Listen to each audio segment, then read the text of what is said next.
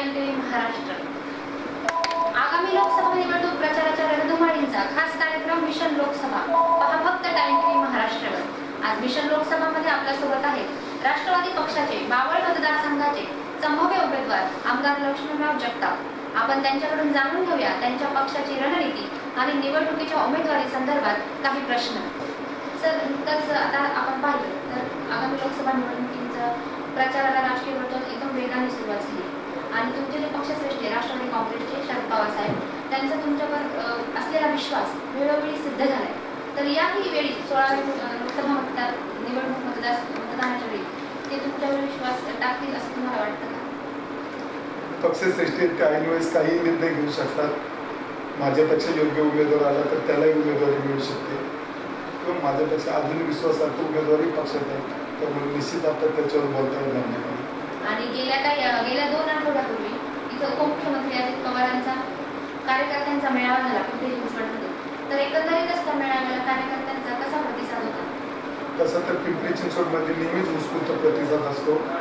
अखंड महाराष्ट्रात एक हाती सत्ता दिलेले शहर म्हणून पिंपरी चिंचवड शहराकडे पाहिलं जातं.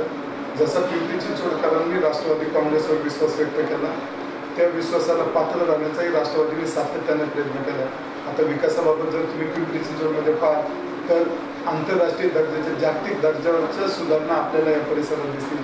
चांगल्या प्रकारचे रस्ते, चांगल्या प्रकारचे उड्डाणपूल, भरपूर प्रमाणात मिळणारं पाणी, गार्डन, जॉगिंग ट्रॅक, सगळे स्विमिंग टँक, बॅडमिंटन हॉल, म्हणजे जागतिक दर्जाच्या शहरात ज्या ज्या सुविधा हव्या असतात त्या जवळजवळ सर्व सुविधा आणण्याचा अजितदादा असतील, पवार साहेब असतील यांनी सातत्याने या परिसरात आणण्याचा प्रयत्न केला.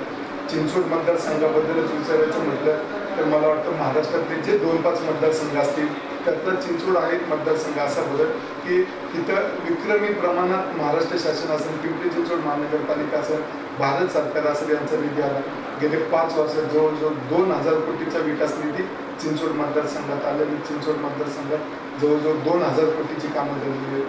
पिंपरी ती चांगल्या प्रकारची कामं झालेली आहेत. त्यामुळं राष्ट्रवादीचा उमेदवार कुणीही असेल, पिंपरी चिंचवड तर राष्ट्रवादी काँग्रेसच्या उमेदवाराच्या पाठीमागे उभं आहे. अर्थात पिंपरी चिंचवड महानगरपालिकेअंतर्गत तुम्ही भरपूर राष्ट्रवादी काँग्रेसने विकास केलाय, त्यामुळे लोक त्याची अर्थात दखल घेतातच. परंतु हे झालं तुमचं राजकीय करिअर. आता तुम्ही राष्ट्रवादी काँग्रेसचे आमदार आहात आणि आता खासदारकीचं तिकीट मिळण्याच्या वाटेवर आज जवळजवळ जाहीर झालंय. पण तुम्ही म्हणताय तर असं म्हणूया, परंतु तुम्ही काही दिवसांपूर्वी पुणे विद्यापीठाच्या सिनेट कमिटीवर होता असेल, तर मग एकदम राजकीय कारकिर्दीतून शैक्षणिक क्षेत्रात कसं काय? तसं तर शैक्षणिक क्षेत्रातही पहिल्यापासून काम करतोय. कुठल्याही राजकीय क्षेत्रातला कार्यकर्ता जवळजवळ सर्व क्षेत्रात काम करत असतो. तो सामाजिक क्षेत्रात काम करत असतो, तो सरकारात काम करत असतो, तो शैक्षणिक क्षेत्रात काम करत असतो.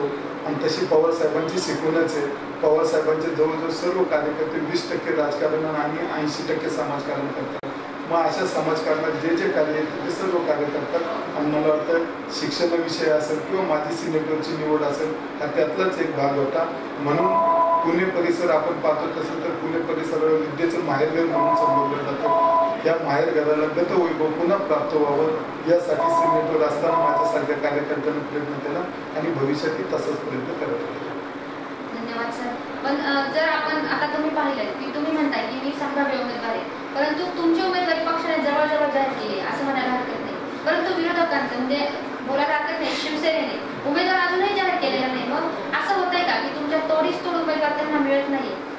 असं नाही, राजकारणात प्रत्येक पक्षाची नीती असते, त्यांच्या राजनीतीनुसार ते चालले.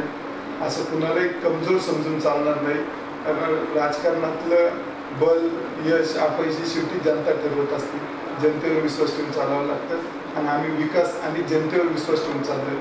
राजकीय क्षेत्रात पाहिलं की आपण पाहतो की शेवटच्या क्षणापर्यंत तिकीट बदलू शकतात.